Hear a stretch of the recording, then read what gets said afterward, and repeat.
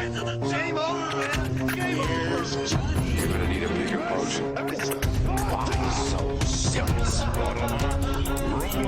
I am Iron Man. This is a tasty burger. Welcome to the InSession Film Podcast. Welcome to episode 588 for June 2nd, 2024, and I'm JD Duran.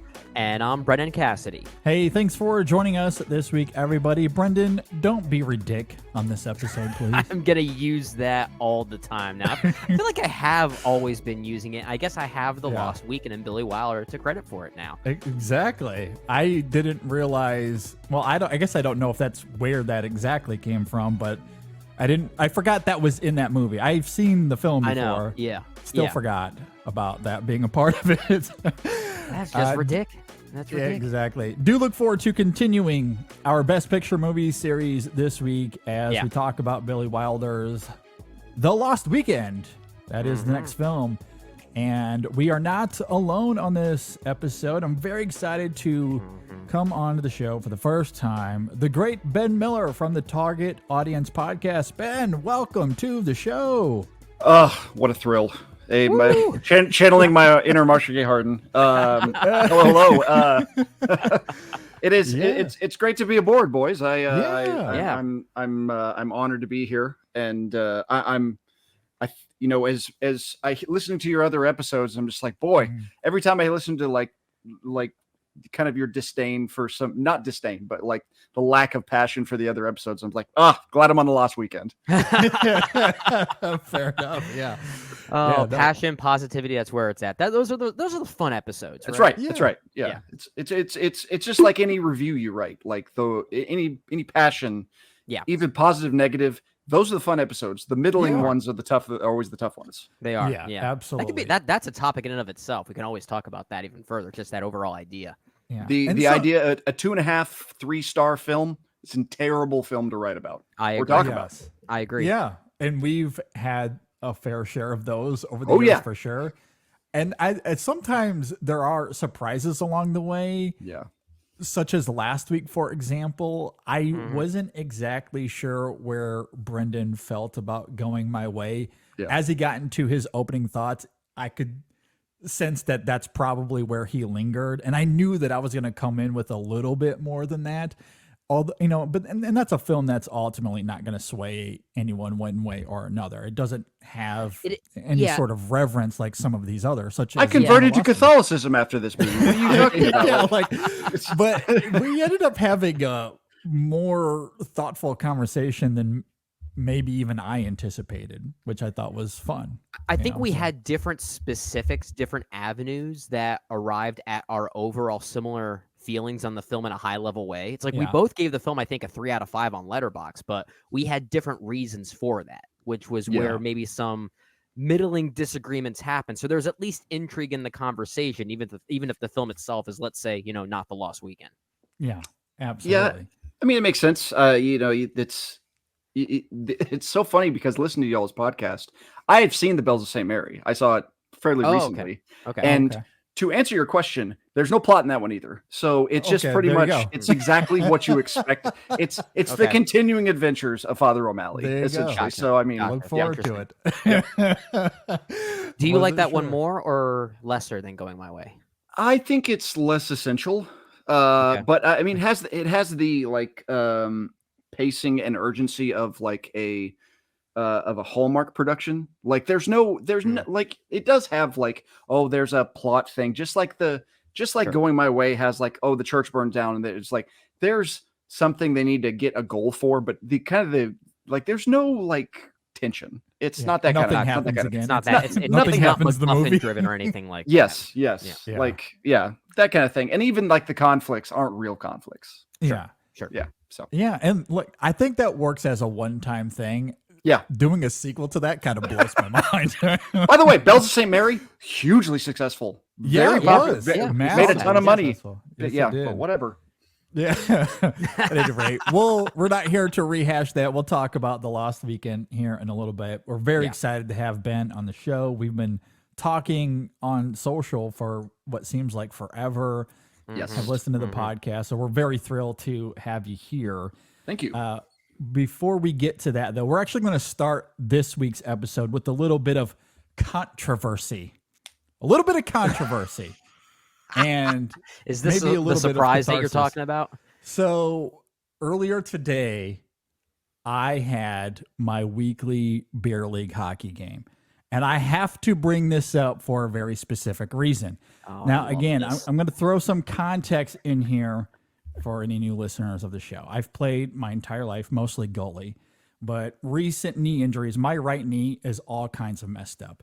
So I am not playing goalie anymore. I am skating out for really the first time in my entire life. And this season currently, somehow, miraculously, I have 2 goals and a few assists.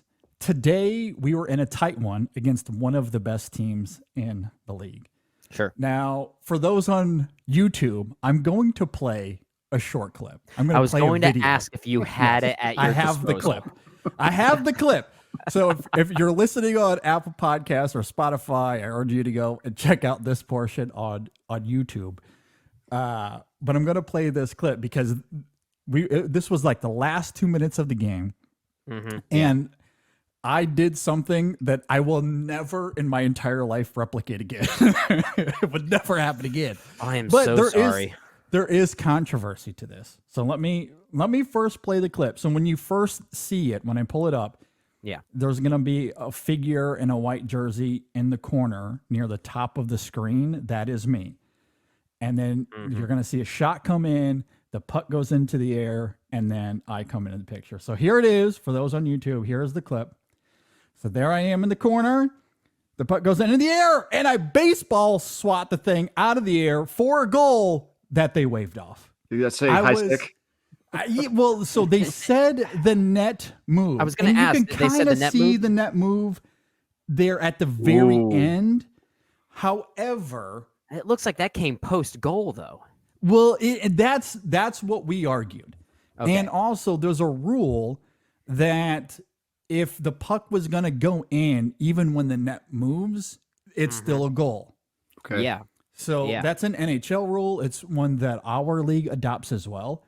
So by that logic, by that idea, it should have counted anyway. But even in the video, you can see the ref right behind me immediately waves it off. Yeah. And I was livid. I was absolutely, because I knew I was never going to be able to replicate that again. No, that just based on that footage, it looks like that would have been a goal regardless of that. It should have been goal. Actually, it should have been a goal. Like I was so disappointed because that was going to be my highlight. That's the clip that would have played on my tombstone. Well done. By the way, keeping your stick low enough that it's you have a good perspective in that video of like the top, the crossbar, and where your stick is. You're like, okay, that's the legality of it's fine. Exactly. Yeah. And the refs didn't even question that. It wasn't about the height of my stick, that was my first thought. But they made it clear that it was because the net moved, which, I mean, come on. And the goalie also made the net move. So, like, if anything, we should have gotten a penalty off of that. I mean, geez, do you know how many how many goalies would actually do that just to try and stop a goal from happening if that were actually the rule? It's like it just makes it that tricky. Yeah. I've seen that happen before in a minor league hockey game, and a goalie kicked the goal off on purpose, and they it's definitely it's a thing that happens. I mean, in my goalie days, did I do that from time to time? I plead the fifth. Maybe. Who knows? Who's to say? Like, I get the tactic, but in all earnestness to that guy, I think he was just trying to make the save. Like, because he saw the puck in the air. Yeah. And I think he was trying to get across, but still, like, that should have been a clean goal. And with a minute and a half to go, that probably would have won us the game. I was going to ask, what did the final score end up being? So we ended up losing in overtime because of that, which is why it's controversy. I should have gotten my highlight reel goal, and we should have won the game. But instead, it goes down as if it never happened. Which is this the first time InSession Sports actually had a highlight to commentate on? I think so.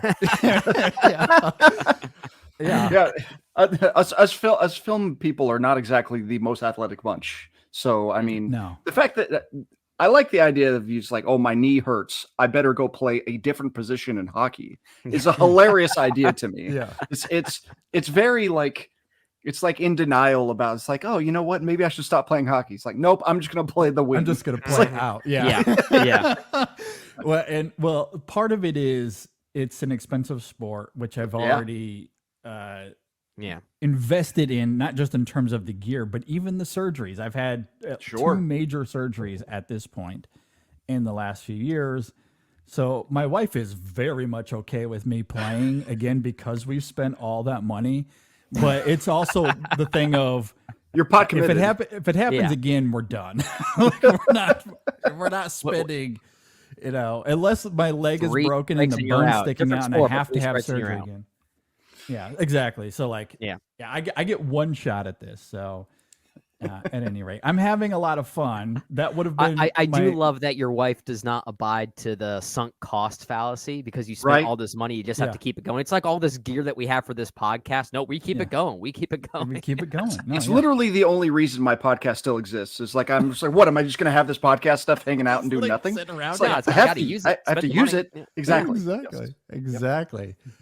So at any rate, that was my experience earlier today. And now we're here to talk about film. We do have one topic that I want to get to, and I'm really, really excited to have this conversation. But real fast, I also want to plug my my experience over this last weekend. I believe I was on Friday night for live stream for The Cure. I love doing that event. It's one of the best things out there going each and every year. And Nick Haskins and all those guys do such a wonderful job hosting that. So great.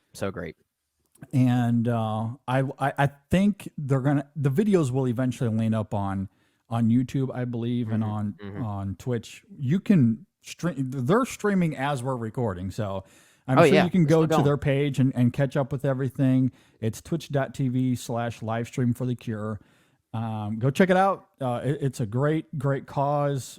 Please go and donate, support them as much as you can. We absolutely love and adore them. For cancer research, all great stuff there. I think this is their 8th annual one that they're doing. I mean, this is incredible that it's as long going as it is. If you're listening, you get the chance to donate, please do. It really is supporting a great cause there. So I definitely want to thank them for having me once again. And definitely urge everyone to go and donate and support them. Absolutely. Sure. One thing I cannot support, though, Pixar executives, because they have apparently lost their minds. Before you keep going, JD, can I just say, you are so efficient and effective with your transitions lately, between content and topics. I love that. Segue master. Just trying real hard. You do it a few years. Sometimes you find an avenue. That should be a new T-shirt. Segue master. I love that, Ben. Right? I appreciate that. You should just be like the rest of us podcast hosts and go, wait for that dead bit of air and go, well, anyway, and then we're moving on. I do what I can. I love it. Yes, Pixar, they have had a really interesting last few years for sure. They absolutely slayed the 2010s, at least financially. Say what you will about the quality of the work there, and we've certainly debated that, as everyone else has. But the 2010s were fiscally very good for Pixar. Then the pandemic comes, it changes everything, as we know. But we still get movies like Luca and Turning Red and a few other. Soul, I think, came out right as the pandemic hit in 2020. And since then, famously now, at least in the film world, Elemental coming out very slow out of the gates. That was a big talking point last summer as well. Yeah. So Pixar is now seemingly focusing less on directors and their quote-unquote autobiographical tales, such as Luca and Turning Red, and wanting to make movies with quote-unquote clear mass appeal. The studio's movies should be less a pursuit of any director's catharsis and instead speak to a community or commonality, of experience. That is a quote from one of the executives. All right, let's talk about the asinine approach that Pixar is taking going forward. Ben, this sounds like Syndrome is like running Pixar now or something. Maybe that is the case. He's infiltrated, incepted. Well, let me switch this around on you. We live in a capitalistic society, and damn it, money is money. I don't see the problem with anything they've been saying. No, it's so stupid. Like they're acting like COVID never happened, and they look at it. They're like, I don't understand why do they point out Luca and Turning Red whenever those movies were. I know exactly what they dumped those movies on Disney Plus. They never gave them an opportunity. Mm-hmm. And even Soul, they dumped, but it was still 2020. So they were like, that was a COVID movie. The other two. Yeah. Weren't. They really had no choice with Soul. They had no choice. Yeah. And it's so funny that they don't mention Lightyear and don't mention Elemental. The two probably most divisive Pixar movies as far as like people having opinions in the negative. Like a movie like Onward, nobody cares. Like it's just kind of like it's just lost there. It was or the Good Dinosaur in Cars 3. People are like, yeah, it's fine, but like they don't really care all that much. Like Lightyear and Elemental, people are like, I hate these things. I don't like it at all. But Lightyear was not that successful based on the IP, based on something that should have made money. Oh yeah. Elemental was not. Everybody hated it, and it made way more money than you ever expected it to make. I think it's 500 million worldwide. Like that's an unequivocal success.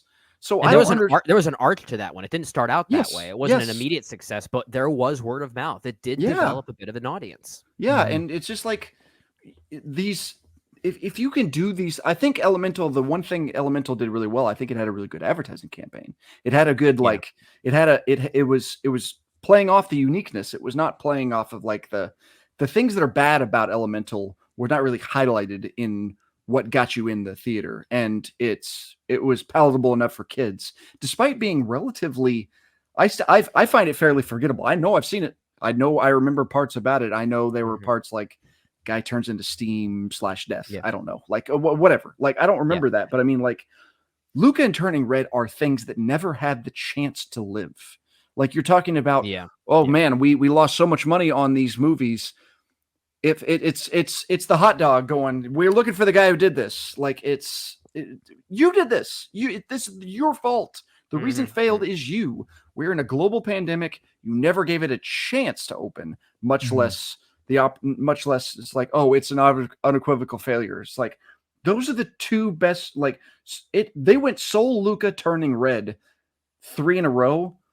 I can't remember the last time Pixar's had a 3 in a row like that. There was a 3 in a row, maybe of like they had Ratatouille, Wall-E, Up, Toy Story 3. Which I think might be their 4 best movies. That's their 4 best movies, and those are 4 in a row. But besides that, Soul, Luca, Turning Red is a great run. Like I don't know how you can step back and go like, well, obviously those movies didn't make money, so failure. It's like there has to be a bigger prism of success. There's a miscalculation there. Now, first off, I do want to say, Ben, you're also talking to JD, who is probably the world's biggest Elemental defender. So just FYI. I do like it. No, it's fine. But I will say this. I think Elemental should have been the sign that things could have been changing. And we talked about this before, JD, that there was a positive word of mouth that gave that film, overseas especially, an audience, that there was maybe this idea that Pixar could find their footing again, which is what makes these comments here sort of regressive in a lot of ways. It almost seems like they're going backwards because of that. And I agree with what you're saying there, Ben. There's something off about there's a miscalculation with why movies like Turning Red and Luca, quote unquote, failed in the eyes of Pixar based on these words. I mean, I think those are great movies. I've said before that not Pixar, but Luca is top 5 Pixar for me. I actually think it is that good. Yeah.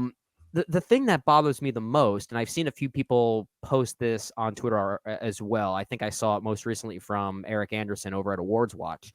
It's this idea that movies like Luca and Turning Red specifically were these like director autobiographical projects, as if to suggest they didn't have a relatability outside of that. Those movies are not dependent on the fact that they were inspired by their respective filmmakers' upbringings, right? Brendan, They're you not mean dependent on that having a period and making friends aren't relatable? That to me is where the issue lies here. Yeah. Because you're right. Yeah, What that's the big is the problem here. subtext there when those movies could not be more universal? No. Making friends, There's a coming of universality age, there. Yeah. and for women, discovering their period and dealing with that. And dealing with your mother. And dealing with your mother, like Mm-hmm. those two films could not be more universal. So I mean, what where really is the were- subtext here? Like, what are where- they really trying to say? Where were those same comments for a movie like Coco? Yeah, You know, like maybe Coco wasn't quite as autobiographical in the same ways, but it still told a universal story within the confines of, let's say, a particular culture or a particular demographic, but still found some relatability and universality there. Well, Turning Red didn't make $814 million. That's. But again, like, what if that movie had the chance in maybe a Coco-related world in that same time? Like, what if the roles were switched? Would Turning Red have been a big hit maybe back in like 2016 or something like that? This just points to like the prime example of Hollywood learning the wrong lessons about circumstances. Like it's as always, it's like, oh well, Barbie was a big success. We need to make more toy movies. Like, well, that's obviously not the answer. Like, well, Luca and Turning Red weren't very successful. Well, we need to do more, IP based or like guaranteed money makers. It's like, when has guaranteed money making ever been successful? And I put the full blame on Cars. The Cars franchise is 100% at fault for this exact situation because the Cars movies are bad. They are like, the first one is as plain as they come. They tried their best to they killed Paul Newman and George Carlin. Like that first movie is forgettable as hell. That second movie is not even a Cars movie. The third movie is the best and it's fine. But those movies are so freaking successful and have spawned so much success and cash for everything. They look at it as, how can we make these movies more like Cars? And that is the wrong way to look at this. And it's the stain on Pixar is the Cars franchise. It's the franchise itself, and it's what they can franchise out of this. Yes, and what they can mirror. And that's you're right. That's the wrong approach. It's not just Pixar doing this. There are many other studios trying to copy a similar format or formula based on what their own respective properties are. Yes. And you're right. That is the wrong message. Well, if there is, and I hate to, I guess, take something negative and spin it as something that I'm glad happened. But if there is hope to what you're saying there, Ben, it's that Lightyear was a massive flop. Lightyear is, of course, a spinoff of the Toy Story franchise. It was terribly mismarketed. They had no idea how to sell that movie. I was just going to say, the marketing for that movie, the advertisements were all over the place. It was terrible. Absolutely atrocious. But I guess to that idea, though, if there's any hope to be had, it's that churning out awful film like that, awful animation, and just expecting that an IP will carry it to financial success. Lightyear demonstrated that isn't going to happen all of the time. Yeah. And I hope that they can take that as a lesson, but apparently that is not the case because, as Ben noted earlier, when they were making these remarks, they did not even mention Lightyear or Elemental. Now, Elemental did have a successful run, but it took some time to get there. Yeah. And why weren't those the leading candidates here if you want to have a reshift? Yeah. Turning it to Luca and Turning Red, which came out at the height of the pandemic, just makes absolutely no sense unless they're trying to not say the quiet part out loud. Yeah. But I think that's exactly what they're saying there. Now, that could be me misinterpreting. I don't know. But I don't know how else to interpret that when you're like, these two movies that are slightly different, than everything else that came before that are reflections of their filmmakers. How am I not supposed to read that as anything other than that? It's you see it as like, whenever you have a film, like I remember Black Panther and Crazy Rich Asians. The success of those movies, everybody goes, look at this market we're not really paying attention to. And as soon as you pay attention to a market and it's in any way successful, they go, no, we were right. It's like, it doesn't matter if the film is bad or anything like that. It's like, it has to be good content in addition to appealing to a certain demographic. So like, you have something like Turning Red and Luca. Whenever you've like you said, it feels a little gross talking about those two. Like, why'd you say those? Like, like Soul is pretty much an unequivocal top to bottom success in almost every single aspect of how you look at it, even for when it came out in the thick of the pandemic. Successful for how much cash it made, critically, awards wise, all that kind of stuff. It still didn't make it budge back. It still lost money. But like, what is your gauge for success, and why is that a gauge for success? Why aren't you criticizing Soul? Like, you can't tell me that's not a. You tell me Kemp Powers didn't have any a little. It's like, oh, that's not Kemp Powers autobiographical stuff. Like, oh yeah, by all means, no. Like, I mean, like Soul, Turning Red, and Luca almost fall in this actually Elemental as well. They almost fall into this like quadrilogy of stories, like directors and their respective artists sort of telling personal stories through the medium of animation. Absolutely. Like that's sort of the loose theme around all of them. And you're right. Like, what makes Soul so different from Luca and Turning Red? Just because Soul came out purely during the pandemic, as opposed to like 6 or 7 months later, things have changed according to Pixar's eyes. That's not really true. It's not really true, because the overarching landscape of movie going was so heavily shifted because of the pandemic. Turning Red and Luca were not the only films that fell victim to similar circumstances. So there's nothing that makes them different when compared to that. The Luca thing is especially weird to me.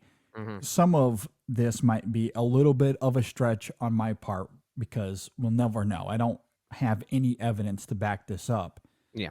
But one wonders if Luca came out in a pre-pandemic era, if that film did not make gobs of money. I think that it would have, because in 2021, it was the most streamed film of the entire year. Not of Disney canon, not of Pixar canon, of all movies. It was the most streamed film that year with 10.6 billion minutes viewed. And then all of the minutes you can count the last 2 years as well. That film would have made money. Now, would it have made Inside Out 2 money or Toy Story 4 money? Who's to say? We don't know. But that film would have been successful. I think it would have been a huge hit. I know a lot of kids that really like Luca. And I know a lot of adults that really like Luca. I think Luca is one of those animated films, Pixar or not, Disney or not, that probably has the most universality within it. I feel like Luca is one of those films you can find any age group that can relate to some aspect of it, even if they don't latch on to maybe some of the thematic specificities of what it might be alluding to, right? I think Luca, you're right, JD. I think Luca could have been that big hit if it had come out a few years prior to COVID starting. But even if we're talking streaming, like specifically exclusively the context of streaming, that was a massive hit for Disney. So why is Luca being lumped into all of this anyway? Well, you know, it bumped the app that they were trying to promote and hype at the time, like significantly. There one day there will be a big expose and a big problem, and there will be like a big, like, you know, a 30-page story from Vulture or somebody. Like it'll be like a Max documentary, like that whole Movie Pass Movie Crash thing, but about Pixar. This is not about Pixar, Disney in general. Encanto, my sniffer came out whenever they pulled Encanto from theaters, because Encanto it's hard in perspective, but you're like, Encanto was a juggernaut in the culture. Like you couldn't get away from, you don't talk about Bruno and all that kind of stuff. Disney pulled it and throws it on the streaming device. it kills the box office money, but everybody's still watching the ever living hell out of it. Sure. It's one of the most rewatchable Disney movies in decades.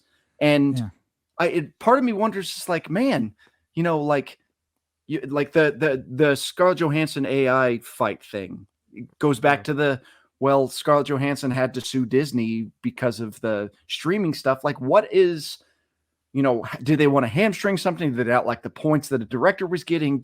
Like, it always feels like there's more to it than this. It's such a stupid explanation. It's the only thing that makes any sort of sense. And Encanto came out, just a few months after Luca. So it's like they saw those numbers and were like, we love that. Let's do that again. And guess what? It worked again. So why is Luca being frowned upon here? Like, it jump-started that app for them in a big, big way. Like, it just makes no sense. And they can't sit there and deny that in a pre-pandemic world, that movie wouldn't have made money. It would have. Now, Turning Red and Elemental might be different stories. Elemental, obviously, we saw that last year.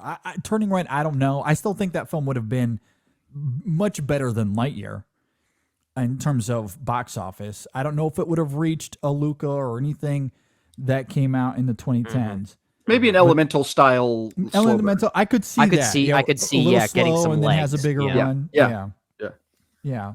I think Lightyear is a failure regardless of when it comes out, and I think that's assuming one specific variable stays constant, and that's they just did not know how to market that thing. Like, they did not know how to communicate what exactly is this thing. Audiences went into it so confused. Like, is this a Toy Story movie? Is it a spinoff? Is it an extension? Is it not that at all? Like I want to know if Pixar like knew what they were making. Like, did Pixar tell somebody make a Lightyear movie, and they came back with that and went, "Oh crap, you made this?" Like, and they went, "Well, we already put the bucks in. We got to market it. Like, they can't scrap it." Like, it's it almost it almost feels as though Pixar had done a lot of preliminary work on some type of space epic adventure that then got uprooted by Disney execs saying, we want you to turn this into a Buzz Lightyear movie. What can you do to make that happen? Yeah. Like, it feels so reverse engineered in that way. Yeah, it's the opposite of like Rebel Moon or The Creator, where they're like, "Oh, we want to make this a Star Wars movie," and they're like, "No, we don't want that." But it's like the opposite. It's like, we want this to be and they're like, we can Frankenstein this, and it feels Frankenstein. It does. It really does. Which is hilarious.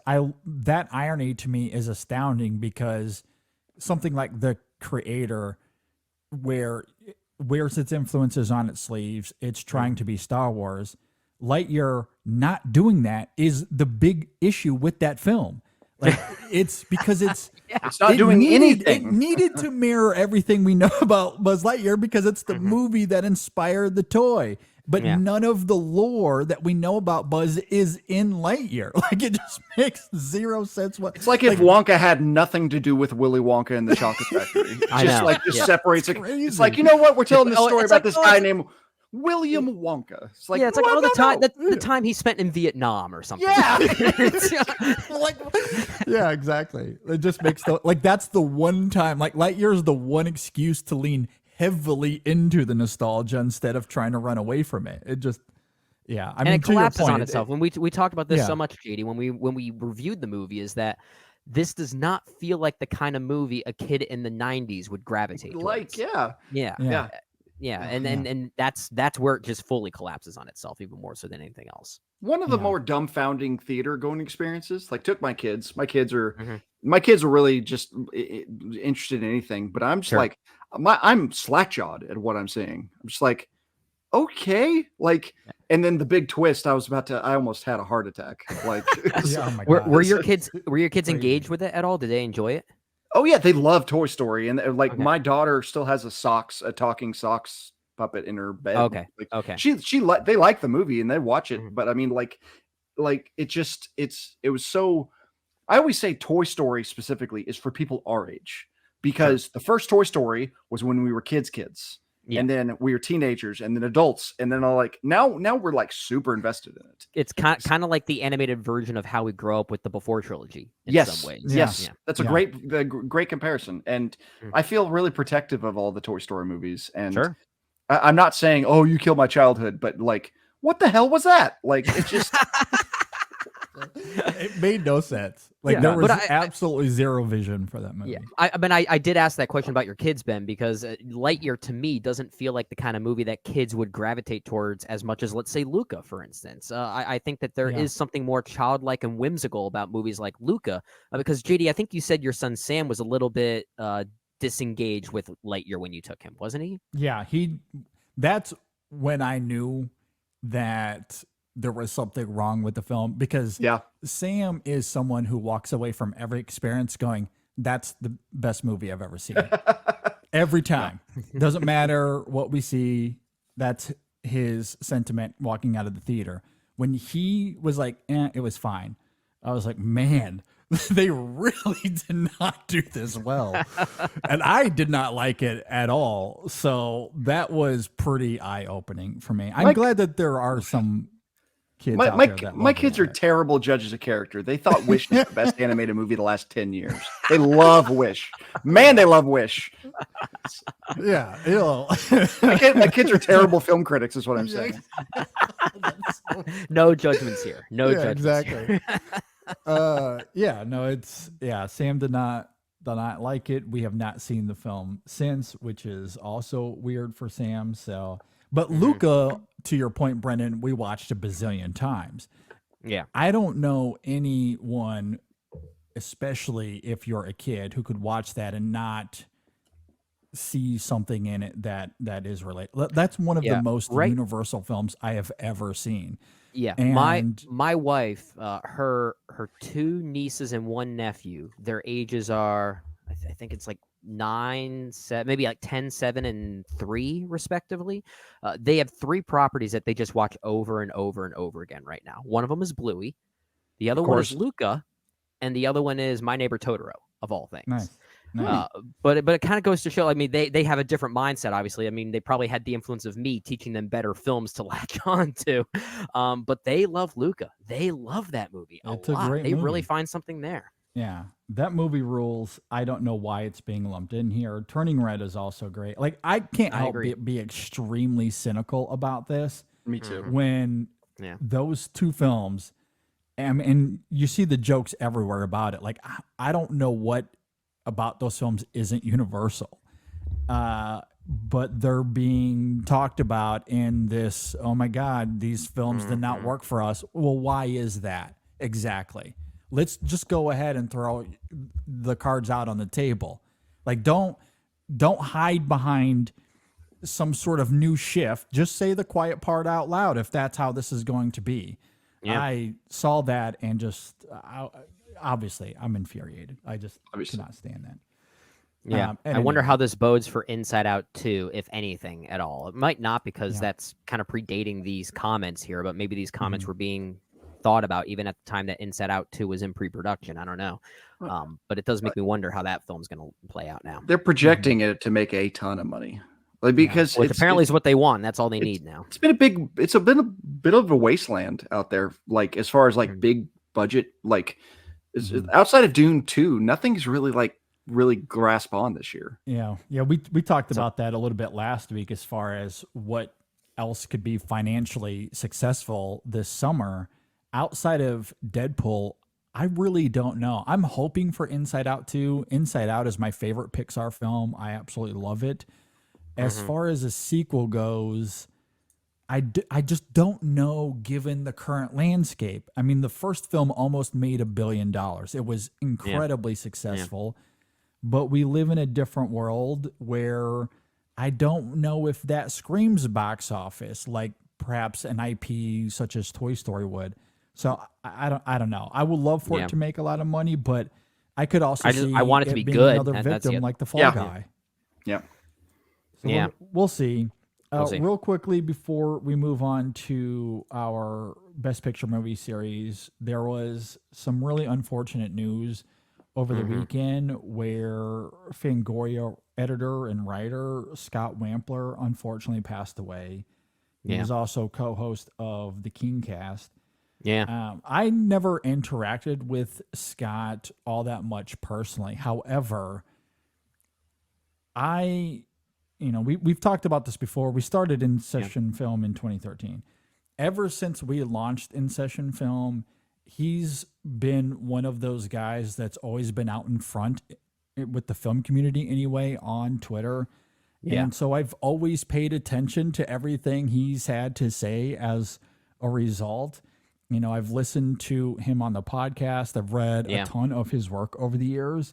Yeah, so even though I never interacted with him all that much, it was still a shock to hear something like that. And then you read everything as far as people that did interact with him and how gutted they were.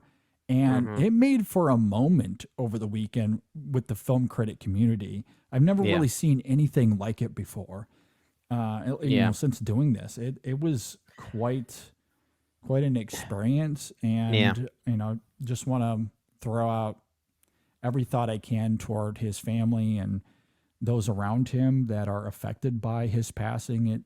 It's really heartbreaking. Yeah, and I'm with you. I never interacted with him as well, but he was one of those voices in the film community, the film critic community specifically, where when you heard him talk, especially on the Kingcast, my reaction was, I want to interject and talk with this person. And that's always the sign of a good podcaster, that they just have this this inviting quality, which is something you can't teach. And not every podcaster has that ability, or if they're even willing to adopt that ability. He was someone that did.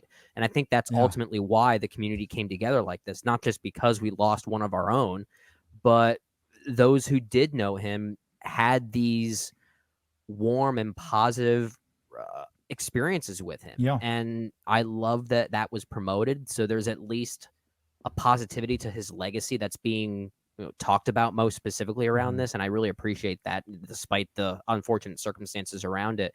But I'm with you, JD. It's certainly a loss, and our thoughts go out to his family and friends. Absolutely. Yeah, I mean, you like, it's always, whenever somebody passes away in a community, especially like a community like film Twitter, obviously, like it's always kind of like, you kind of read between the lines, and whenever somebody, like, if somebody maybe was a little less liked, let's say an actor passes away and nobody is like loves him, like if Richard Dreyfuss were to die tomorrow, like there would be some like, oh wow, I like The Goodbye Girl and Jaws, and then that'd be a lot of silence. Yeah, there was no silence. It was all outpouring of like, this guy was the greatest.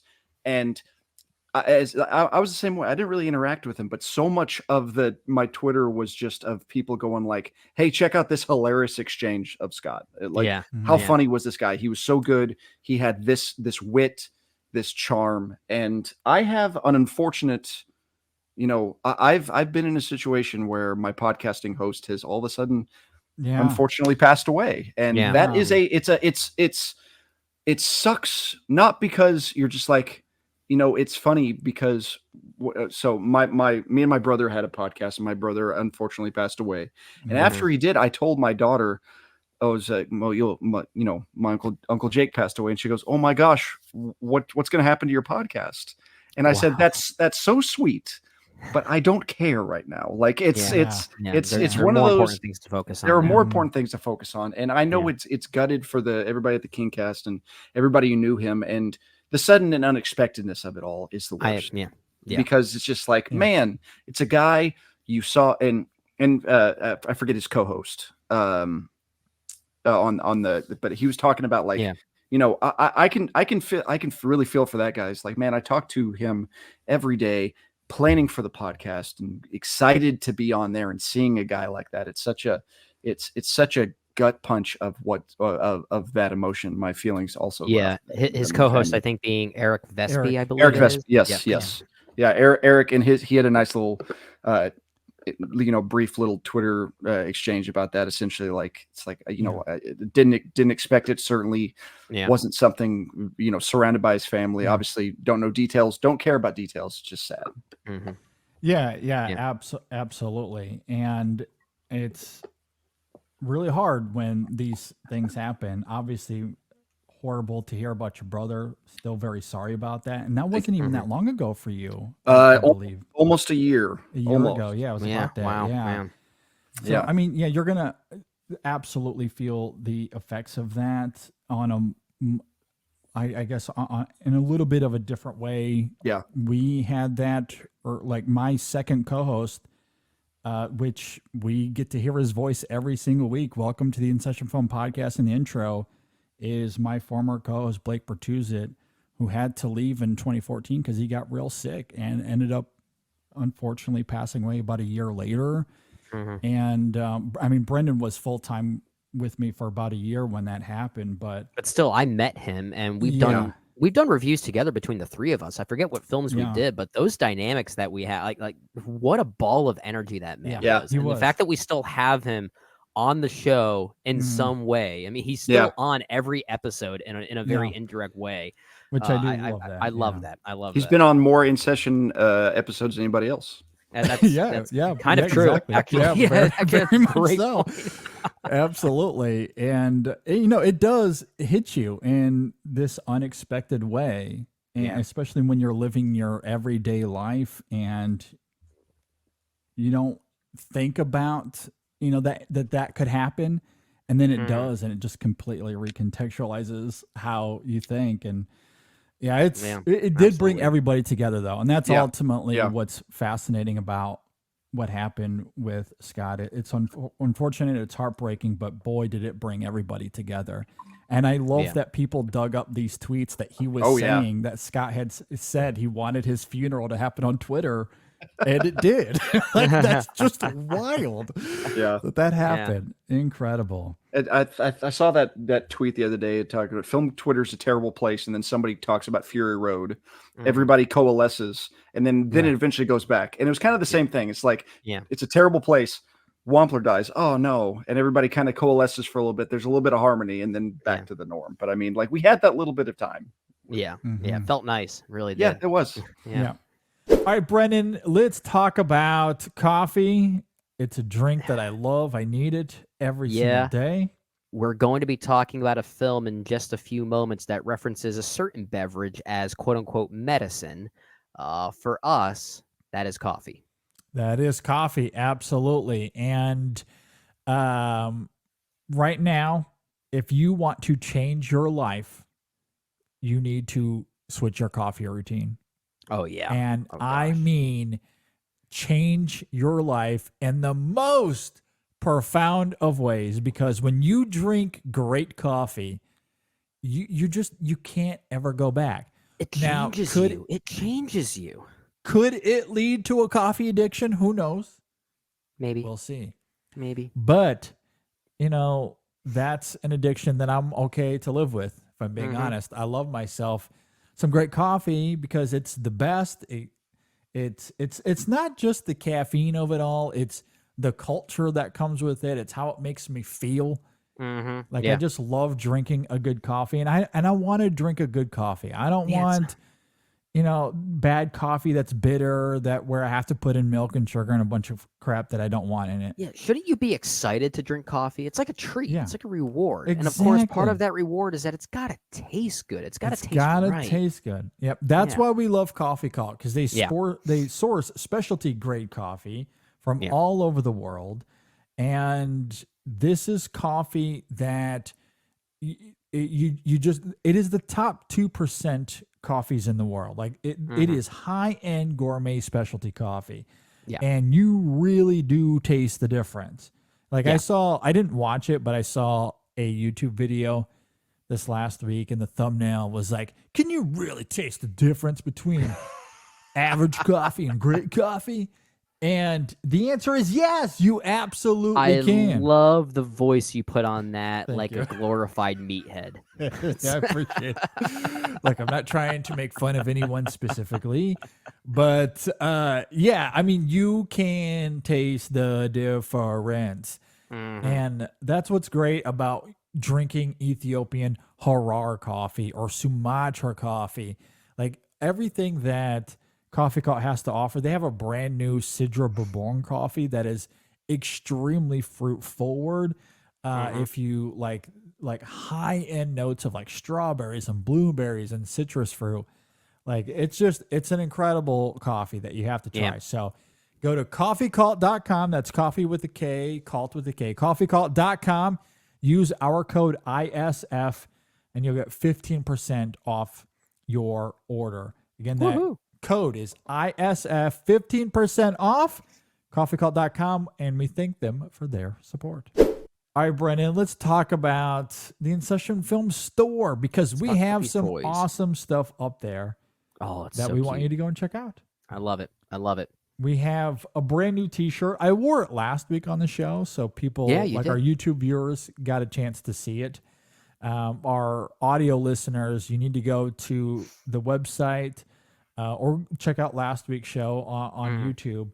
But we have a brand new t-shirt for those that liked the Fall Guy. Maybe you'll be into this. It just says, "Nihilism is sexy bacon," one of the best lines from the Fall Guy. We have a new shirt with that. If that film starts to take off on streaming and VOD, I would like to claim us as the reason for that, for this shirt. So hopefully we push it to success. Exactly.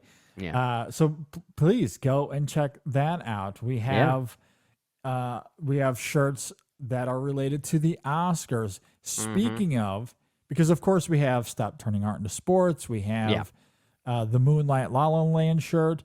However, this week we have, as of this week, we have Chasing the Gold merch as well. Yeah, exciting. So for those that love Chasing the Gold, we have a brand new Chasing the Gold merch up on the store as well that you can see at InSessionFilm.com/store, or simply go to tpublic.com/stores/InSessionFilm. That's where you can see all of our great stuff there. And, we're always trying to think of new stuff. So if you have a suggestion, let us know.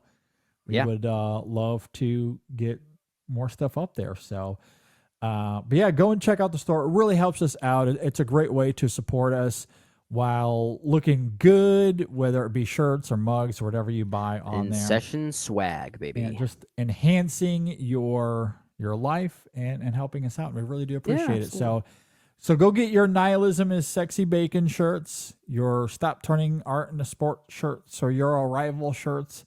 Whatever you want to get up there. And we thank you for your support. All right.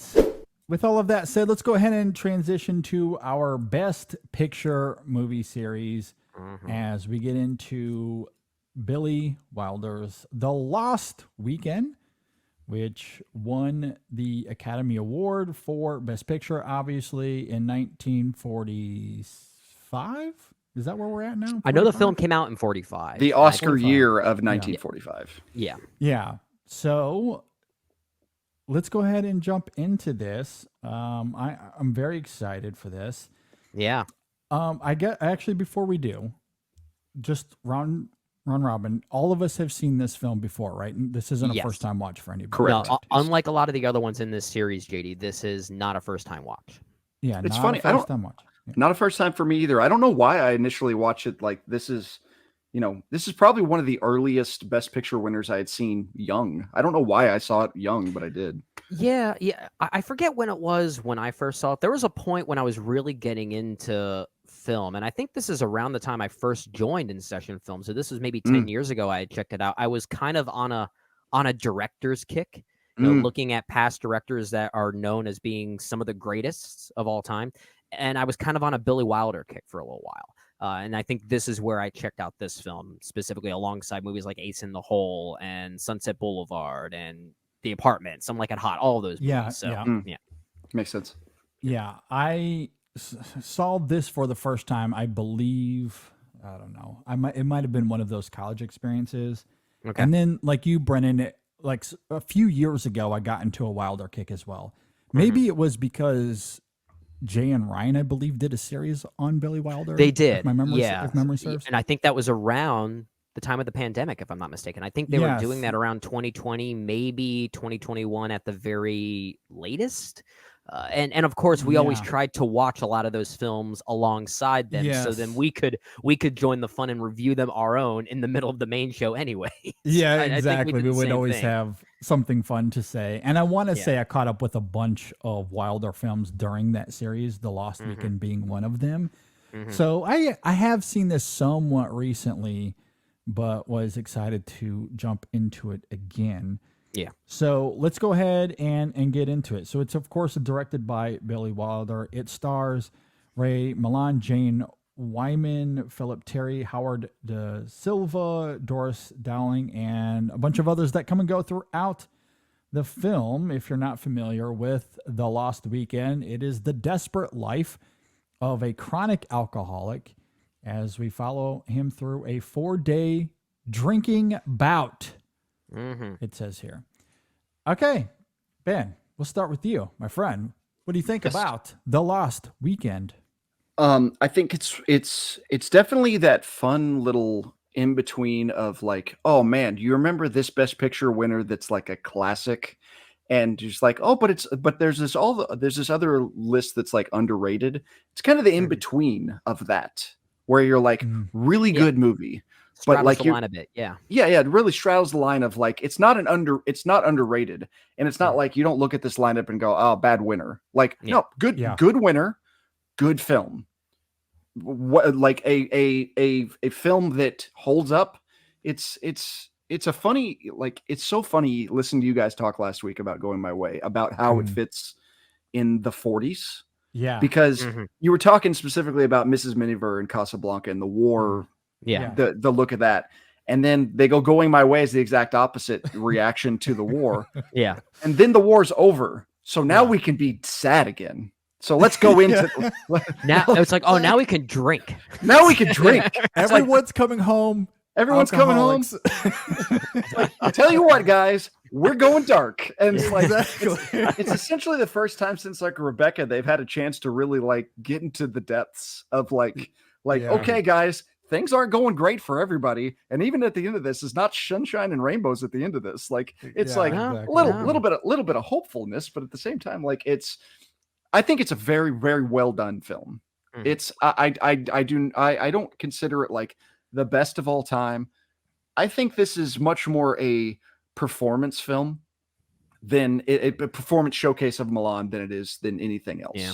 It is a, like, I see Milan as one of the all-time winners more than I see The Lost Weekend as one of the all-time best pictures. That's kind of how I always view it as. Yeah, that's fair. I think that's a very fair point. And I sort of feel the same way, looking at just Billy Wilder's films in particular. I don't think The Lost Weekend is one of his very best. I would certainly prefer movies like The Apartment or Double Indemnity, even to some extent, Some Like It Hot. But I think those movies have more to say in some ways. Like The Lost Weekend is a pretty, at least nowadays through the lens of 2024, it's a pretty simple film because we've had so many movies about addiction that are clearly owing a debt of gratitude towards The Lost Weekend. And I think that's what makes the movie so special is when we look at it in the context of this movie series in the 1940s specifically, what made these movies fascinating is not just how forward thinking that they were, but what they were choosing to do at the time that may have seemed a little bit taboo. Because The Lost Weekend is kind of a first movie of its kind to really tackle really addiction in a general way. It doesn't just have to be alcoholism, which this movie is about, but addiction in a way that is this bleak and this horrific. I mean, watching this again, I couldn't help but think of, and this is a bad comparison because I think The Lost Weekend is a much better movie, but I couldn't help but think of Darren Aronofsky's The Whale in some ways, just as opposed to alcoholism. That movie depicts food as a form of like a vice for addiction.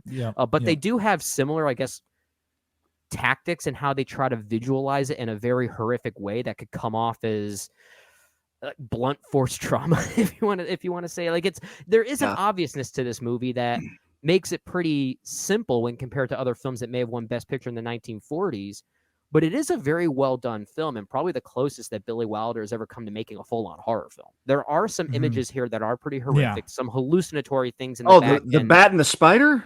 Oh yeah. Oh man. It kind of reminded me of like these like hallucinatory thrillers by like Roman Polanski in the 1960s. I was actually thinking a lot about Repulsion. I like the arms coming through the walls and things like that. It just had this almost gothic quality to it that I've always liked about the film, but I responded to it even more so thinking about it as a 1940s film, which I think is very visceral and very interesting. So I do think it's a very good film in that regard. But what makes it so, I guess, rewatchable, if anything, it is Ray Milland's performance. It really is a great performance. And I agree with you, Ben. I think the way you put it is so apt here that it's maybe a better Best Actor representation as opposed to a Best Picture winner. But I think as a showcase for a performance, it really is something special. And I've always liked Ray Milland as a performer. I think the first thing I ever saw him in was Alfred Hitchcock's Dial M for Murder. And even then I was like, I could not take my eyes off this guy. He's got this slimy, but almost kind of funny way about him that seems to suggest deeper rooted issues, which is a very difficult thing to do. So I think his performance is very good, certainly carries this thing, but there is a lot of there's a lot of good snappy dialogue here. The script is very on point.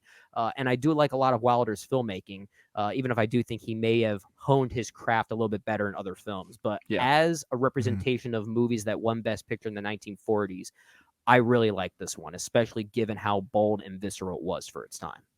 Yeah, I quite love this film as well. And I think the first thing that came to mind for me, especially in context of this series, is that it remedies the issue that we see with the Academy often, where a director or an artist loses for something they should have won, and so they're awarded later for something that is maybe not their greatest works, but we have to make up for it. Double Indemnity should have won for Best Picture in 1944. It doesn't, so they make up for it a year later with The Lost Weekend. But thankfully, this isn't one of those victims where it's not great, but they award him anyway. This is still a very good movie. It's not, they did not Scorsese this. Yeah. So kudos to the Academy. We're going to get some Departed fans hating us right now. Maybe so. That's perfectly fine. I haven't seen everything that came out in 1945. But I think The Lost Weekend is still a worthy winner. This is a really good film for a lot of the reasons you guys are talking about. It is a harrowing depiction of addiction. It is a first of its kind, especially when it ciphers that addiction through the prism of empathy for its central figure, something that it's a good point. We've never really seen before at that time. And Billy Wilder does not pull his punches. I love that he really goes out of his way to depict Don the way he does, and we do see him completely devolve as the addiction really gets its stranglehold on him. But what I also love about the film is that it's not just about alcoholism.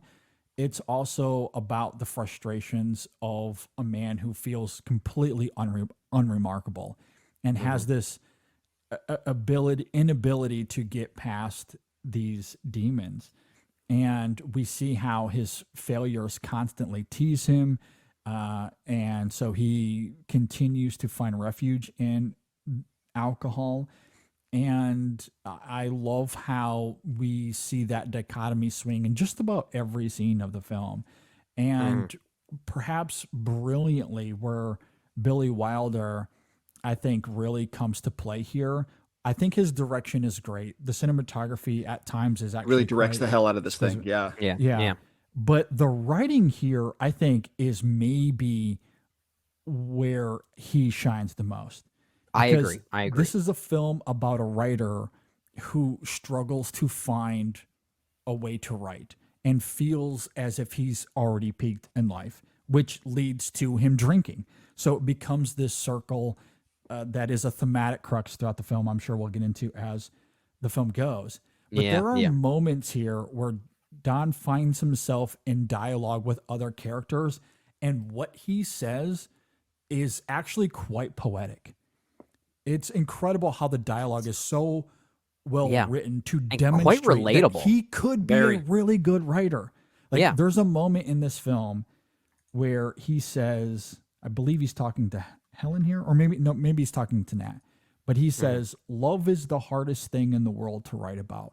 It's so simple. You've got to catch it through the details, like the early morning sunlight hitting the gray tin of the rain spout in front of the house, the ringing of a telephone that sounds like Beethoven's Pastoral, a letter scribbled on her office stationery that you can carry around in your pocket because it smells like all of the lilacs in Ohio. Oof. That's sharp. That's sharp writing there. Really incredible, astute line of dialogue that maybe, if is hard to believe it comes from a drunk, but it comes from someone who has the ability to articulate that way. It's in him. He just can't put it from his words to the pen to the paper. And that line gets where his identity crisis it comes from. And so there is something to really support that circle. It's not just about depicting a man struggling with alcoholism just because. And that line gets a callback later at the end of the movie when the guy is like, "Oh, it smells like lilacs," like, and it's like, "Oh," and like you said, the full circle of it all. It's perfect in that way, because one thing I like in addition to that, and you're talking about this, JD, the film doesn't go out of its way to suggest that this man is not without redeeming qualities. It actually showcases that he is a very capable artist, or specifically a writer in this regard. So he actually has credibility, and that is a very good thing to have, to juxtapose the negativity that surrounds him and the bad choices that he is making and how that's fueling his choices. It really is a movie about an artist that has peaked too early. And that is something that does happen. I, for full disclosure, I am a musician and I play in a band here in the Philadelphia area, but I've networked with and met a lot of groups that may have had some type of hit way early in life, and all of a sudden they realized they weren't able to sustain it, but they still are talented. They're very talented, but the competitive nature of this world, just the fact that you peak so early in some type of thing that you are good at, that can really stifle a person, and you will resort to maybe some type of vice just to get by. I mean, you not will. Some people might not, but at the same time, I like that this film doesn't discredit Don as someone that is capable of doing some type of job. He still has those skills. He just found himself in the most unfortunate of circumstances. Yeah, it's really it's a film you don't really expect to have the poignancy it does. Like you kind of think of like I pointed back to this, like, is this the first message film? Like, it doesn't even necessarily, like, the really interesting thing this film does, it's not like alcohol's evil. It never says that. No. It never it's like, obviously the alcohol is the problem for Don throughout this entire thing, obviously, but that's not the point that everything's trying to be made. The point is this guy is he can't write, so he drinks, and he drinks because he can't write. And it's a vicious circle that'll never get through. And that's the same thing about this. You're talking about the love of the exquisiteness of the script. You're talking about that circle. He talks about that to the bartender, saying, "Don't wipe it away. Let me have my little vicious circle." Exactly. The circle is the perfect geometrical figure, no end, no beginning. And that's his existence. There's no dialogue. He doesn't start drinking. He doesn't end drinking. He's always drinking. He's never sober, because he's like, there's never a, when does it stop? It's like, it never stops. When did it start? It never started. It was always there. He speaks to later on in the film, right? When he shows back up at Nat's, and and Nat's like, "Weren't you already drinking last night?" And he's like, "Yes, I was, but it's medicine in the morning." Yeah. So it's something he constantly has to cling on to.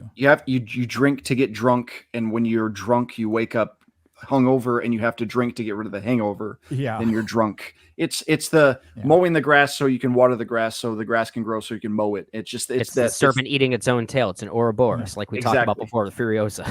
Yes. It always comes back to Furiosa with you guys. I swear. Great movie. But I do like how Billy Wilder as a director is able to visualize that in really interesting ways. He hones in on those warm, wet circles at the bar and how they gradually get more bountiful, right? Showcasing the amount of drinks that Don has had. There's even a great shot of what looks like a camera basically drowning itself in one of these rye-filled glasses, which is it's an artistic touch that almost reminded me of the snow globe from Citizen Kane in a weird way. So like kind of putting its subject within the confines of the object. I love the way that it handles that really well. And going back to the writing, one thing I really appreciated about this film, and I noticed this now in a rewatch, there is no exposition to set up this world. Nope. It throws us right in it. It trusts the audience so beautifully. And it's not until maybe the 10-minute mark until we as an audience really start to get the full picture of what's going on. We hear a vagueness in these conversations, but that's what makes the conversations themselves feel more natural. They don't feel the need to explain things in a way that feel out of character just for the audience's sake. And I love how there's a level of trust that this movie has in us as viewers to fill in the blanks when the right time comes, and those times do come. Absolutely. I think it's really interesting how the two main supporting characters of Helen and Wick are kind of on the opposite sides of the spectrum of like they both understand that Don's at this point in his life, but how they're like the exasperation and going, I'm done with this and I'm never going to be done with this. Like that. And you can essentially as the audience empathize with either the one side or the other. And it's like that there's automatically something to cling to. Neither one are ever seen as a bad person. It's like they're so fed up with all of this. Like and like you said, we do not have much context. Even the flashbacks is just like the Don and Helen relationship, and it's more just and that's him recounting a story. Like we don't know how much Wick has had to put up with and all the crap he's had to deal with. And like there's the added context without needing the context. And like you said, the thing Wilder does about trusting that the audience knows what's going on and allowing them the leverage to be like, I'm going to give them the benefit of the doubt. Yeah, absolutely. Yeah. And I think it speaks to action and the way we see it unravel on screen. The writing is certainly a big part of it as well. Wick does say something in those opening scenes about how this has been a struggle for years and that he's fed up. And that's a line of dialogue that could simply ring out as something that is told to us. But what is the first thing that happens in this film is that Don tries to swindle his brother and Helen into a circumstance where he could be alone in the apartment because he knows he has a bottle out the window. And that gives weight to Wick and what he had said about his brother. So there is this incredible marriage between writing and what the characters actually do. And I love how that balance is woven throughout the film. So you do come to understand why Wick simply wants to give up on him. I'm done with this. I've tried. And even in those opening scenes, he still shows him some empathy and some patience despite all of the lies and deceiving that Don does throughout the film. And I think while there is a contrast between Wick and Helen, I think what's fascinating about those two characters is that they're both extremely understandable. I don't think you can really blame Wick for feeling the way he does, given that Don is constantly deceiving Wick and himself and really everyone in this film. But Helen does love him to the bitter end. And there is something noble about that. And I think it makes her actions in the end all the more powerful and heroic, the love and patience that she shows him. But I do think the film gets to have its cake and eat it too, in the sense that Wick, I don't think he comes off as an antagonist here or someone that we don't empathize with as well. Like both of those characters and the actions they choose, despite being on opposite ends of the spectrum, are very understandable. And to me, that's where the nuance of this film because it makes you think, how do people in their own lives deal with someone close to them going through a similar situation? The film is just about Wick. They're just as much about Wick and Helen as it is about Don. It's not just about Don's unraveling, but it's also about how those close to someone battling addiction, how they integrate that within their own lives. And it raises some pretty interesting questions. Like do they try and find a way out for selfish reasons? And can you blame them for that? Do they feel like they're stuck and they are obligated to help? Or do they genuinely want to help? And I think the film, maybe indirectly, even if it's not very much about these things, it sort of forces us as audience members to think about it from their perspective and then therefore ask those questions. Because I think that makes their respective arcs just as interesting. You could tell a full story from their perspective, and I think there's still an interesting movie there. It just like the idea of how people who are dealing with this in an indirect way, someone in their life is going through this, how do they battle that? And how do they compartmentalize that for themselves in order for their own psychology to be as safely in tune as it is?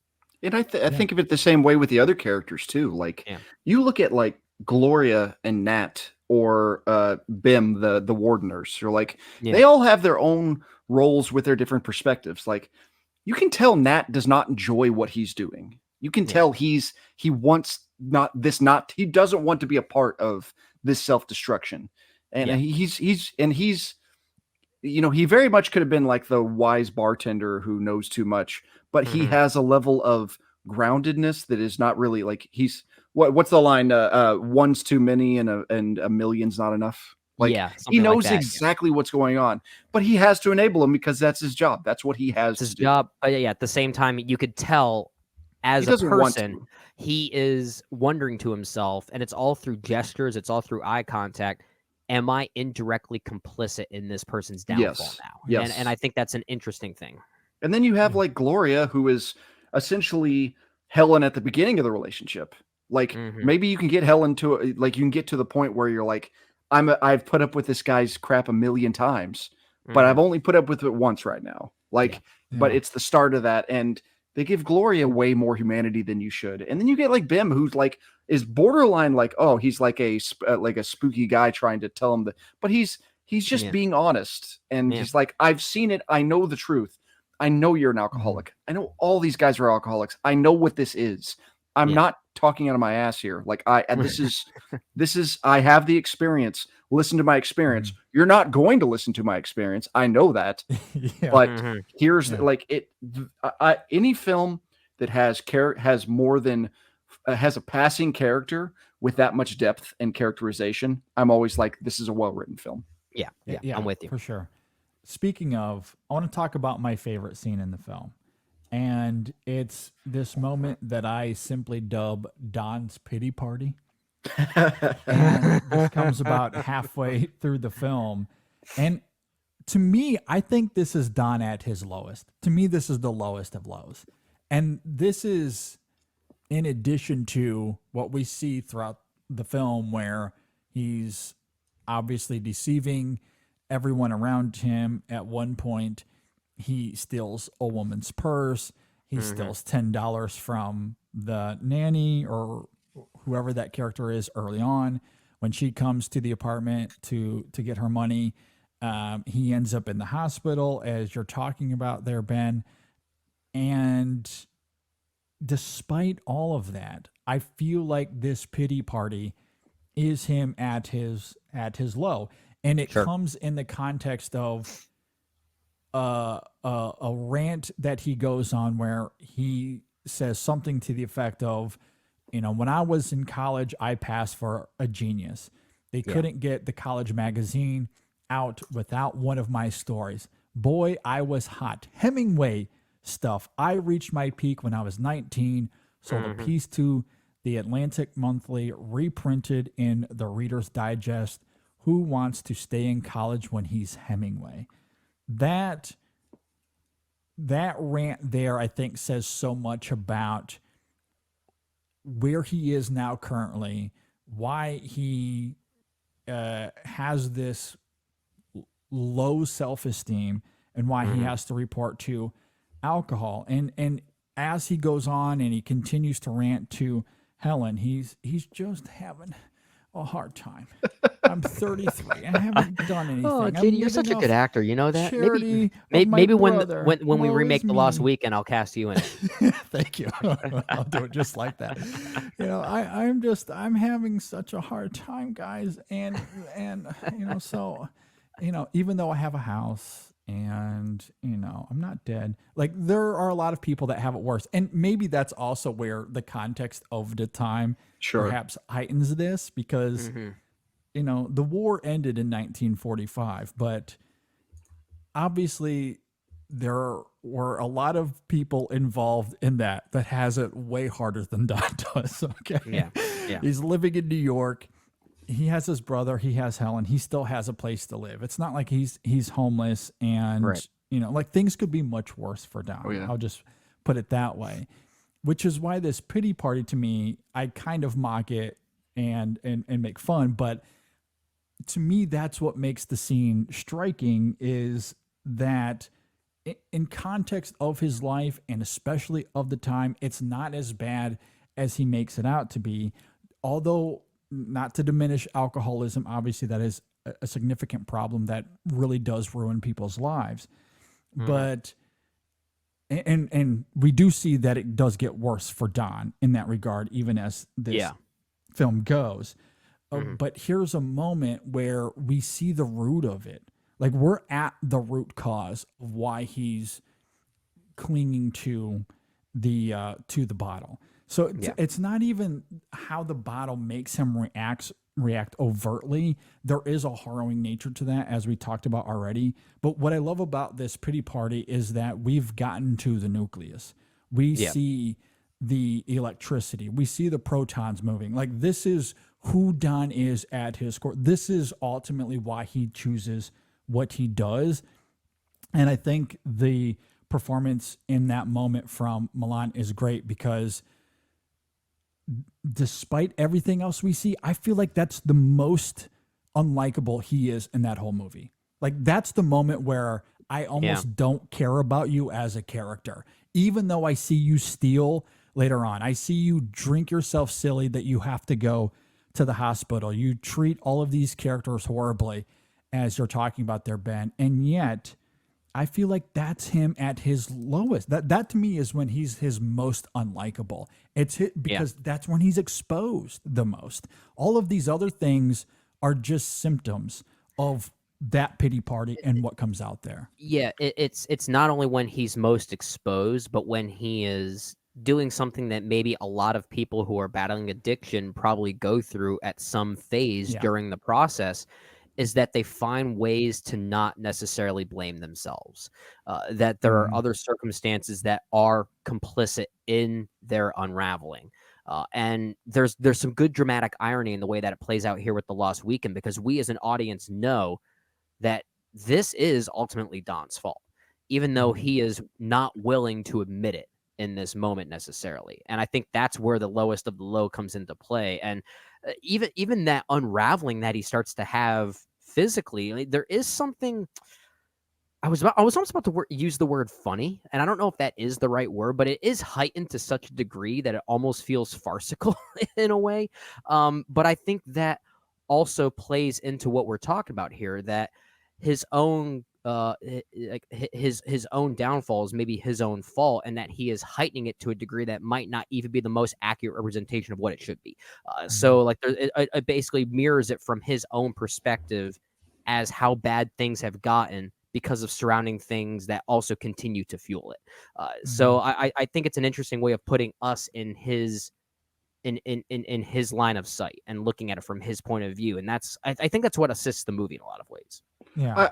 I view it as like a testament to Wilder and Milan being on such the same page about what alcoholism means to Don, about what that means as far as like, Don has to adjust every single conversation and every single thing he does to manipulate, to exaggerate, to charm, do whatever he can to get a drink.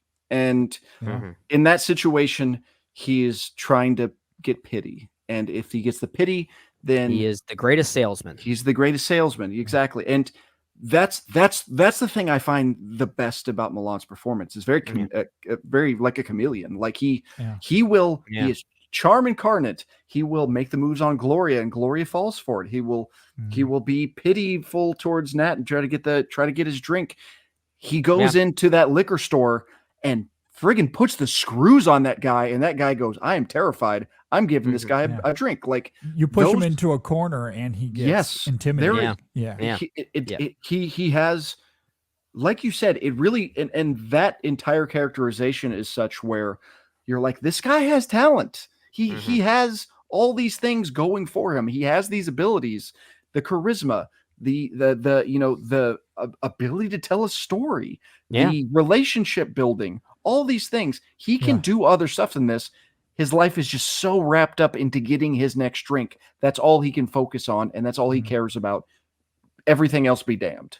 Yeah. Which is what's interesting about even the flashback scene when he first meets Helen, And Wilder shows us that he is constantly thirsting and can't even sit there for, I don't know, 2 hours, whatever a show would be. He has to leave. And that desperation still seeps out there.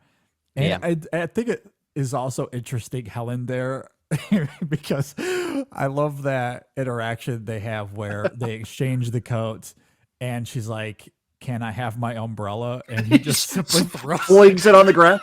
It was like, doesn't he say catch? I think he yells catch to her. It's you would talk about a guy who was not trying to get this girl in bed. Like he's just I know what's in the pocket, and that's all I care about. And somehow he still succeeds. And somehow, and like it says a lot about her that she sees that and shows immediate empathy that there's something wrong with this guy, and maybe you're right, Ben. There's something about the charm that she just can't escape, and that he's able to lay out when he can. But yeah, I mean, you see the mechanics working in every moment. Even that moment, how can I find the next string? Like that whole sequence ends with, "Well, I'm walking away home bottleless because it dropped on the ground." Wait, you said something about a party, right? What kind of party are we talking about? Yeah, what a tricky man. What a tricky man. And you were right, Ben, about calling his performance committed, because apparently in real life, I think Ray Milland checked himself into a hospital in order to actually understand the experience of what the drunk ward was like from a real-time standpoint, and interacted with real doctors at the time too, so he could really do his research. And a lot of great actors do things like that, but you could tell there is that synergy from material to actor and then director, as you're talking about. There are a lot of people on the same page for sure. And even like I remember them like, and I was reading a bit about it, and Milan doesn't like to drink. He said he doesn't like.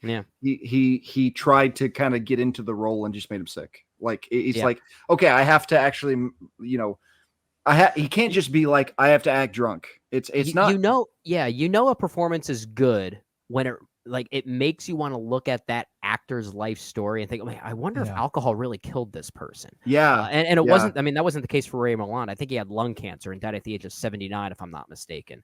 But that point about him not even really liking alcohol is just such an ironic thing. But that's how a good actor is able to invest themselves and educate themselves in a role like this. And I think it really speaks to, I can't say, I don't know who was necessarily responsible for the casting of Ray Milland, but he's by no means the obvious choice for this. He is not the movie star at the time. I think what happened was a lot of actors passed because executive producers in Hollywood were saying this is a role that will end your career.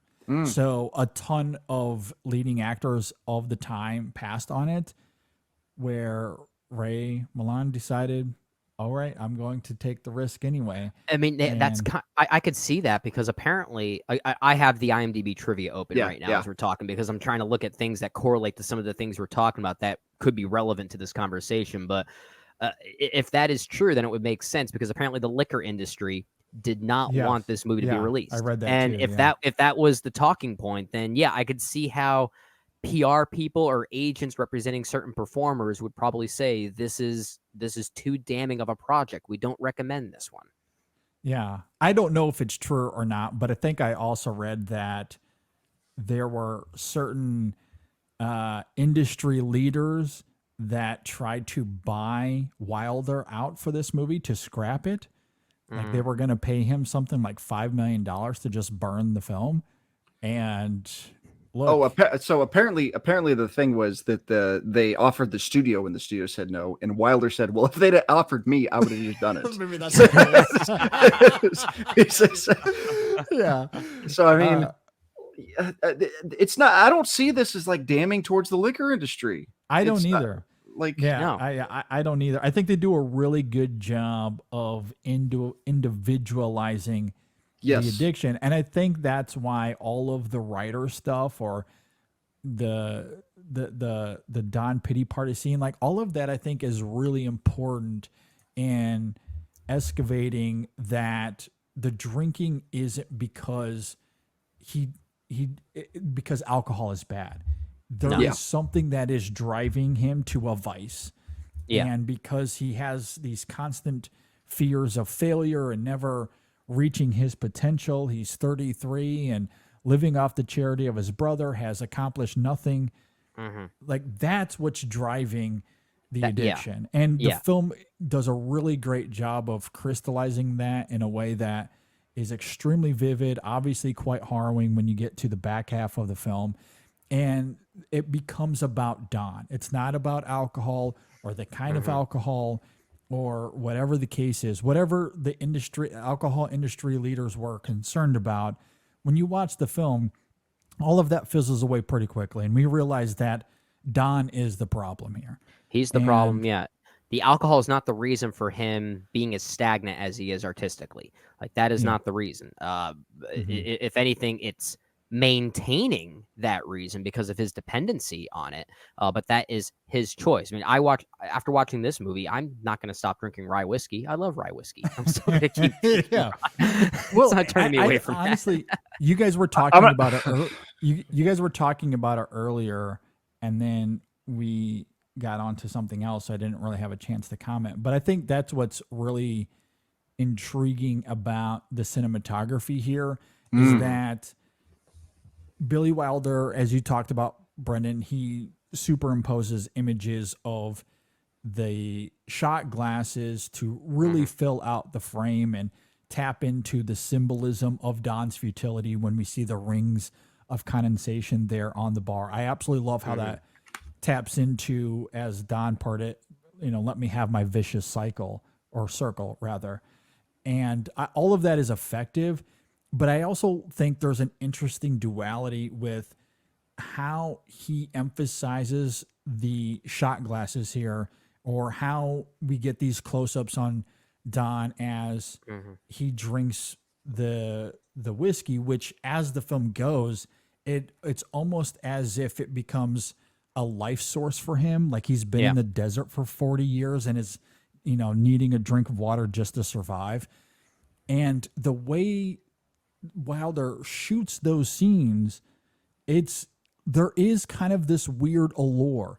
Even though alcohol is a vice and it becomes a problem for Don here, it's shot in a way where you also have this evocative feeling of, oh, that's whiskey or that's bourbon. Yeah. Hell, I'm gonna go pour myself a shot.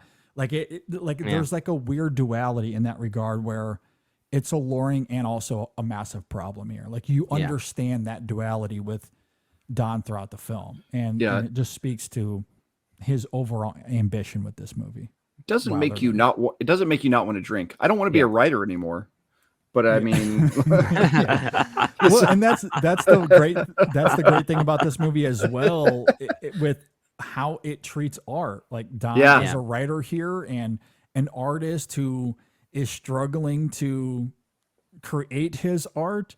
And so he leans on the vice. Like, what does that say about an artist who needs a vice because he's struggling? I think that's a whole conversation to be had about this film. Yeah. Go ahead. Yeah, I think but I was just going to say it's just as much a movie about addiction as it is about art. I think they both work simultaneously very well. Which is what I love, the dichotomy of Don the writer versus Don the drunk. That's a whole through line that we hear throughout the film. Yeah. It just goes to show you, make sure to have all your success later in life. Like, don't peak early. Like, don't peak at 19. or take your time with it. There's never a stopping point. You're never too old to do anything. And I feel like that's a universal sentiment. That's not just a nowadays kind of thing with the social media age making it easier for anyone to do anything. But if you time it right. Like, I mean, JD, this podcast, we've been doing it for 10 years. We're better than ever now. We didn't peak early. I think I'm glad we didn't peak early. Yeah. I'm really glad we didn't. I don't think we peaked early, and I am absolutely going to end this podcast whenever it comes, whenever that day is here. So that way we can't go back down, right? We can't go back down, but the last show will absolutely be InSession Film, The Pity Party. That's exactly how this is going to end. And you're going to have to talk in that voice the whole time. Do you remember episode 133? It was so good. So many people listened to it. We got 44 downloads. I Exactly. Any final thoughts you guys have on The Lost Weekend? Okay, I had to mention this because obviously listening to your Going My Way podcast, and coming right off of Double Indemnity, and even you mentioned earlier about how, they didn't give Billy Wilder anything at 44, so they had to give it to him at 45. I found this story. I don't like. It's a fun story, and it's to the point where it's such a good story. I don't care if it's real.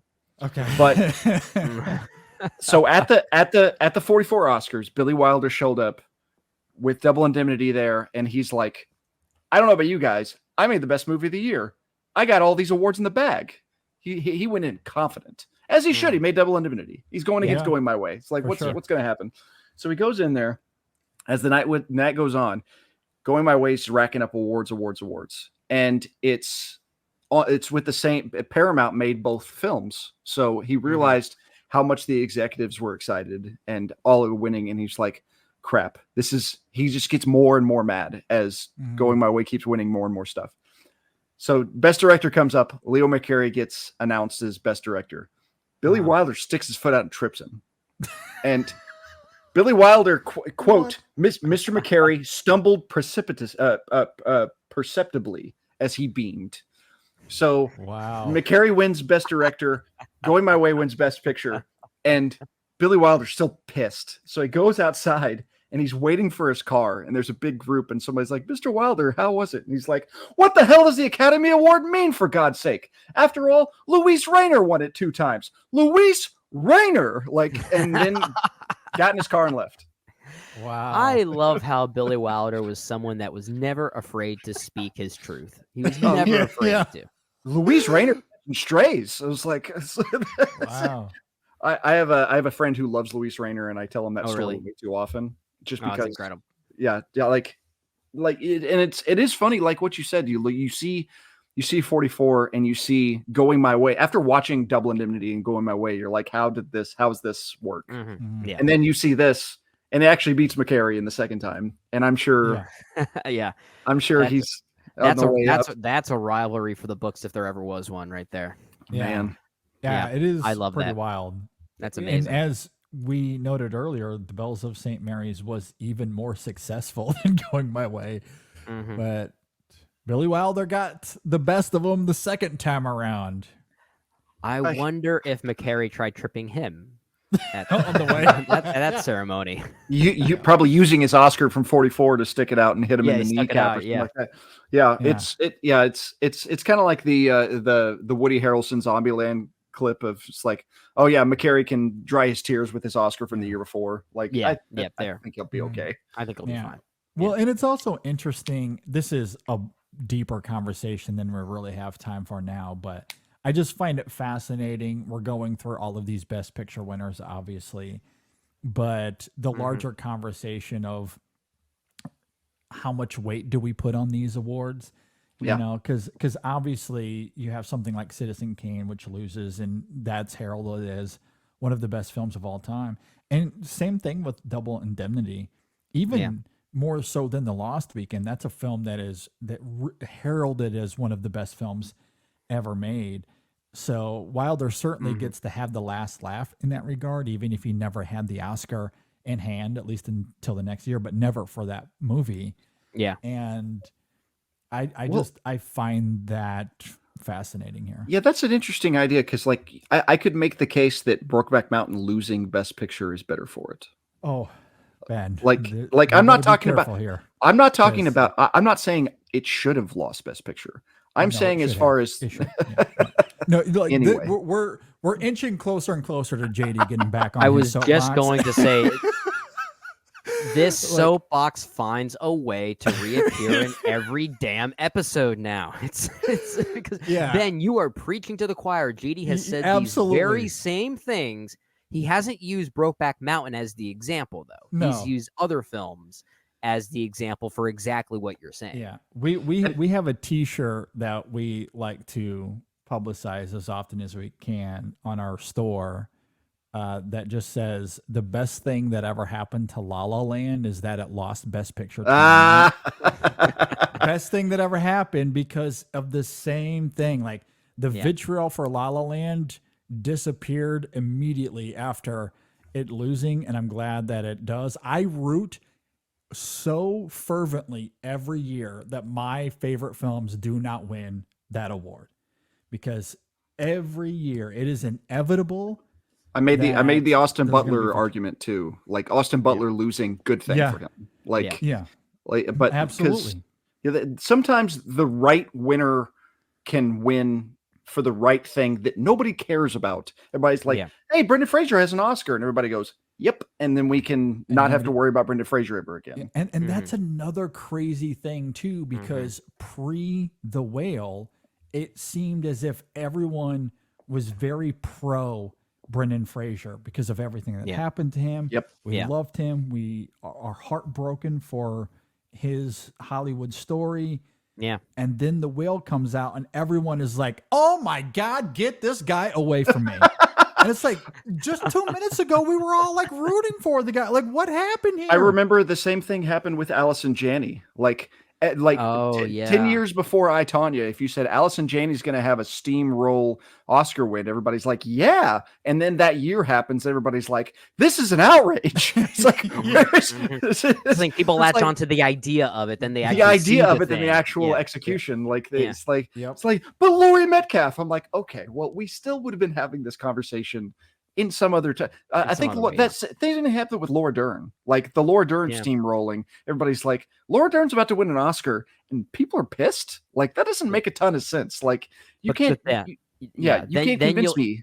Then you'll get the exceptions to that rule in the good way when a movie like Parasite just sweeps and everyone's like, that's what we want. It's like, you remember when everything used to be nice, like Jane Fonda saying Parasite? And then it was such a high, a month later, the world shut down. Like it was that level of, and it's so weird to have that kind of, that's why I think the Oscars are so interesting to me. That's why it always, you always have these type of things. Like, that's the cool thing about this podcast. Not to blow up y'all's heads a little more than it already is, but it's like getting into the nuts and bolts about like how many people these days are like, you know what, kind of like digging into Miss Miniver and the kind of the logistics of like World War II and England in and the US is not in and that and putting it into the terms of, like you said, I can't get off the,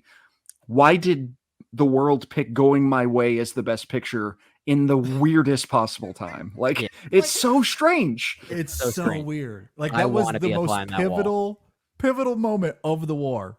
So much uncertainty still. And yet we're going after Casablanca. We're going with the film. We're going this way. Like, hey guys, the Battle of the Bulge just happened. And we don't know if your husbands are coming back. Father O'Malley. Like, it's so weird. I think I said this during our review. The only guess I have, if I had to make any educated hypothesis, it's that, okay, now the war is so devastating and so bad. What is the most lighthearted way we can disengage from the horrors of World War II? Oh, Going My Way. Okay, this is the only way to separate yourself from it. It's like you look at the way back Oscars. Like if you look at a Broadway melody and you're like, well, why did a Broadway melody win? It's like, well, audiences were so starved for anything that if it had any sort of sound and any sort of entertainment, they'd show up for a B- High School Musical equivalent of a film. And they'd be like, well, if you're scratching that itch, no matter how much that itch sucks, if you're scratching that itch, we'll be like, yay. Like, and that's kind of what you pointed to. It is. This is such an interesting run because it's always under the context of World War II, and all five of these films essentially are under that context with that in mind. And we didn't really plan it that way. We picked the 40s because we thought, okay, we seem to have maybe the most blind spots. Maybe these are the most interesting films to start this series with. And I think it just worked itself out that historically speaking, it was one of the more interesting decades in Oscar history for those reasons. And then, the next one, it's just hangover from that. And exactly. I was just about to say, but the best years of our lives, we'll get to that next week, but absolutely. Well, I think with that, we'll go ahead and end the conversation here. This was a ton of fun. So if you agree or disagree with anything we had to say, if you're watching on YouTube, just leave a comment below. If you're listening on Apple Podcasts or Spotify, reach out to us on social media, Facebook, Twitter, Instagram, or you can email us InSessionFilm@gmail.com. Before we get out of here for this week's show, Ben, thanks for being here. This was a lot of fun, my friend. It's a blast. It's a blast, gentlemen. Always a pleasure to listen to you guys. And now that I get to interject my own opinions, guys, remember, if you can be slightly anonymous on Twitter and then over a period of years have a little bit of cachet, and then eventually you annoy your way onto a podcast like I did. No, we loved having you here. That is the perfect origin story. Exactly. No, loved having you here. Tell us about your podcast, everything you do on the internet. Yes. Where can we find you on social media? So my podcast is called Target Audience. You can get it wherever you get your podcast. I do audio only because if you're watching on YouTube, this is why I do audio only.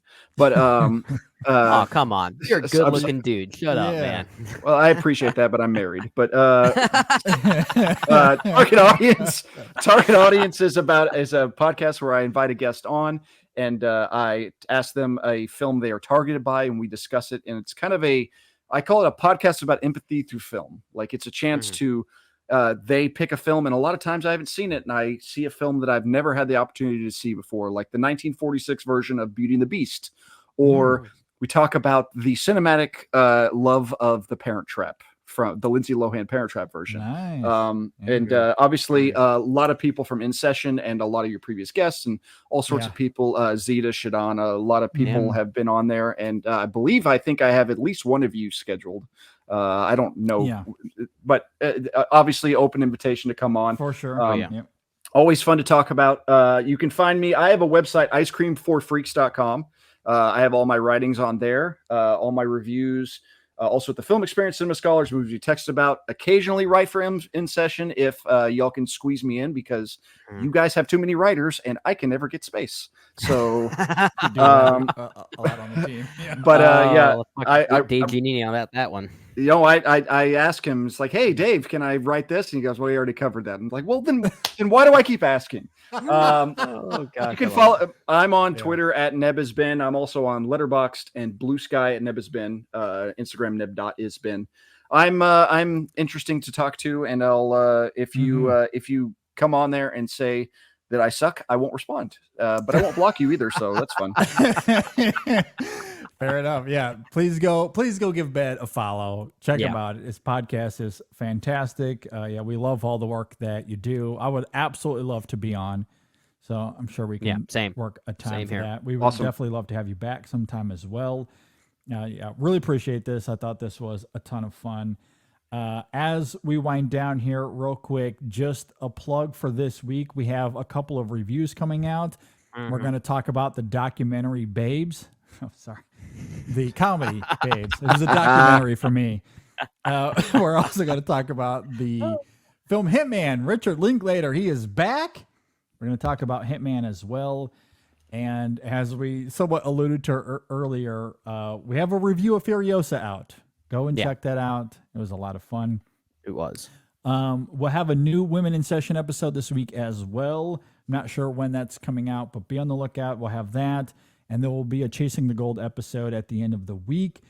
So a lot happening this week. It's going to be a lot of fun. Be sure to subscribe to the show, however you may watch or listen. All right. I guess that'll do it. So any final thoughts, gentlemen, before we get out of here? Any final thoughts on anything before we leave?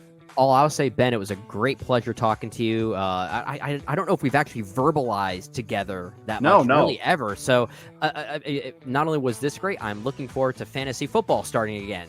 Yes, because somebody has to finish 7th in our league, so that's what I'm there for. Yeah. So I mean, I appreciate it. Thanks for having me, boys. I'm gonna go get myself a glass of rye. Good man. There you go. That's a good way to do it. I might join you in that because I need to have my own pity party based off of what happened to me earlier today. Based on your goal that you did not score. Yeah. It was terrible. Remember when I hurt my knee and then I had that incredible shot in the middle? It's crazy. I mean, I'll never do that again. And in games, there's no way I could replicate that again. Well, not with that attitude. I know exactly. Gee, for your next pity party, I'm just gonna fly you out to Kentucky. I'll meet you there, and we'll just do the Bourbon Trail together. How's that sound? Yeah, there you go. That's something I can do. That's a pity party I'll absolutely join anytime. Yeah. So, but I'm having fun playing hockey. The fact that I can even go out there and do anything is a plus. So I can stay upright. I can compete in a league that is pretty good. I think I noted this to you earlier, Brennan. The team the team we played today, the guy that runs it played in the NHL last season. Last year was on the Buffalo Sabres. That's incredible. Yes, just last year. So I wish I still had that ability. I never played hockey, but like with regard to playing soccer, like I used to be so active with that. I can't do that anymore. I just can't. So I'm so envious of your athletic ability right now, man. I'm glad I can go out there and skate around and have fun and be with the guys. Yeah, it's the best. So yeah, good stuff. At any rate, thanks Ben for being here again. This was a lot of fun. Thanks for listening. My pleasure, boys. Thanks for watching. We'll see you all next time on the InSession Film Podcast.